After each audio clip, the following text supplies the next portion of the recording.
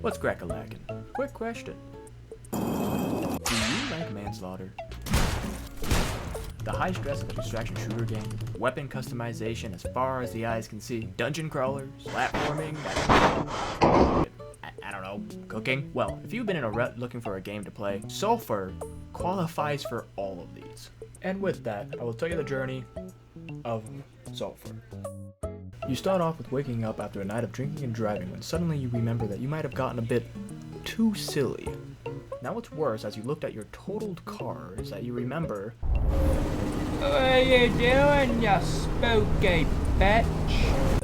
A survivor. Now you gotta dispose of the evidence until you're interrupted by an amulet. Oh, well, Your amulet, to be exact. And he tells you that you were actually the priest of the church that burnt... Well, let's not dabble on that. It is time for the mines.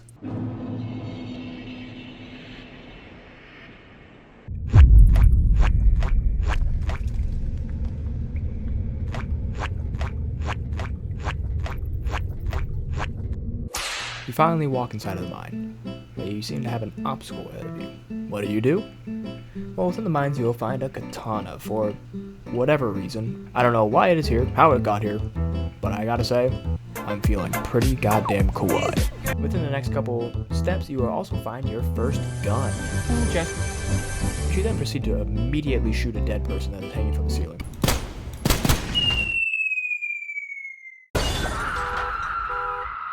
You are then visited again by your amulet. Ah, there it is. Bring me close to it so I can absorb some of this primordial essence. You won't need to... You won't need to use it to teleport home right now, as that would be a bit of a waste. Why do you need it? For one, I can use it to take back to our safety once I've charged myself with its powers. You know, in case things get hairy. Or it will be advantageous to regroup. Once used up, the power will be needed to refill in one of these shrines. Okay, sounds good to me. Let's go get you some primordial essence, buddy.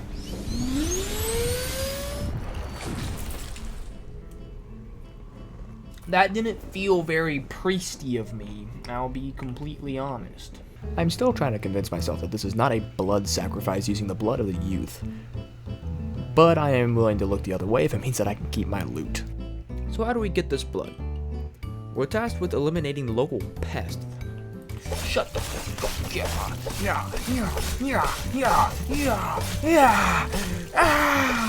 You know, as any good, God-abiding man would. Before you say, oh, they're living beings, this is wrong, how can you dehumanize them? Look, you can't dehumanize what isn't human, and if I was being hunted down by a schizophrenic man with a Luger, talking to his gold chain saying that he is a man of God, I too would wish for a very fast and swift death. So when you really think about it, I'm actually doing these guys a good service. The only thing that truly strikes fear into my soul. But that thing... it scares me. The dogs. What are you aiming at?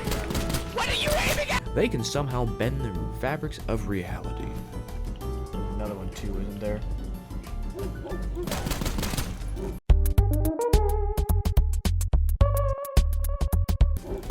Whoa, what the fuck? How did you turn into? And they have to be some of the most unpredictable things in the universe. I'm not. Uh-oh. Ow! God damn it! Holy shit! Oh my god! What the fuck? What the fuck? At least the other ones let me shoot them. Yeah, come on up. God. And others can sometimes be a little bit more of a nuisance. which is why you need gear. Gear is an important part of any game, especially one that follows the premise of an extraction shooter. For you can have the best gear, but it doesn't make a difference if you die. And that's not to say that all gear are created equally.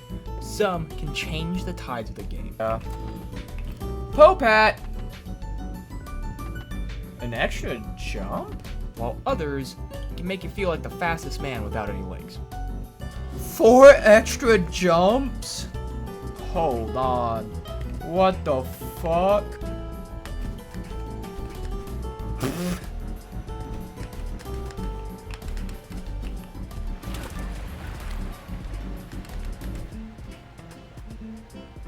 Okay, I can see how this is awful, but that's actually kind of fucking funny. I like that. But this diversity in gear allows you to build into whatever you so desire. You want to be the tankiest tank to ever roam the lands? By all means. You want to be the fastest man, but as soon as you get touched, you will cripple down and die? My ears burn! All for you. You want to jump 1,800 times but never actually be able to run? Don't know why you would want this build, but hey, you can do it. Or you can be like me, you're still on whatever the hell you found and just look like you just came out of the Goodwill dumpster. Now that you got your defense ready, it's time to talk about the offense. Some of these guns are just strange. They make no sense, but some can be a Texan's wet dream. If you wanted a gun to just feel more maybe Top 3 deadliest and fastest firing weapons in human history. well, you're in luck. All you need is a little oil. Not that, you sicko. These are called gun oils. And they can change the entire properties of your guns. They can change how they feel, how they handle, and if you're lucky enough, you can also find scrolls. You might be asking yourself, where you might find scrolls or these mythical oils? Well, they have a chance to drop around the map, or if you're lucky enough to find a certain cave. My gamer intuition tells me that this has something behind it. Can I melee it? No, okay. As I have a feeling that it needs a big boom. I was right. God, I'm such a good gamer. Scrolls will change the element of a gun, while the oils will change the properties of the guns. I know this sounds confusing. Hold on with me. An oil will change things such as reload speed, recoil, fire rate. Your scrolls are going to change elements. Think of the Avatar. Except for throwing around rocks and water and some air, you shoot a particle accelerator beam through someone's skull. Another great thing is that this is not the extent of your customization. I know, we're already in a lot. Hold with me. You can actually slap functioning sights onto your guns. These increase your aim down sight damage, but they actually follow what the sight is intended, which I find very, very cool, especially for a game like this. Now that you have become a god tier gamer, and you have an amazing build setup, doesn't mean that you're invincible. You take damage. Everyone else. So how do we heal on this game? There's no potions, no elixirs. Cooking, baby! Throw that shit in a pot and learn. Experiment and advance in your culinary world. Surpass the limits of the culinary expectations. Create dishes that wow your taste buds in such a... I don't know. You're eating mushrooms most of the time, actually. A lot of it's mushrooms. A lot of it is just mushrooms. At least for what I know. I don't know a lot of the recipes. If anyone would like to tell me in the comments some more recipes, I'd be happy, because I think my character at this point is tired of just shoving mushrooms down his throat until he cannot longer breathe. But food is not the only thing that you can cook. No, I'm not talking about that. But you can use your culinary expertise as a weapon. How, you might ask? That's right, you can cook goddamn bombs. You might as well call yourself Oppenheimer. I don't understand it. I don't know how it works. You just throw it in a pot and you get a bomb. Get into, so if I do